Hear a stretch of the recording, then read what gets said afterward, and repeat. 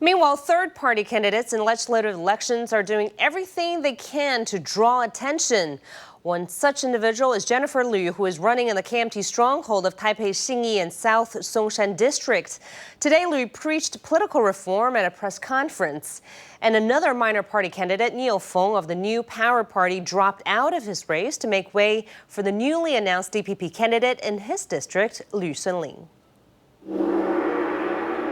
Jennifer Liu is a legislative candidate running in Taipei's Xinyi and South Songshan district on behalf of the Green Party and the Social Democratic Party. She began an activity which she describes as 100 lectures that invite famous people to address local audiences. The DPP has yet to nominate a candidate in the electoral district. Incumbent KMT legislator Alex Fei is thought to have a strong lead there. Other independent candidates, Yang Shiqiu and Richard Zhang, have hinted at coordinating their campaigns, but there has been no result.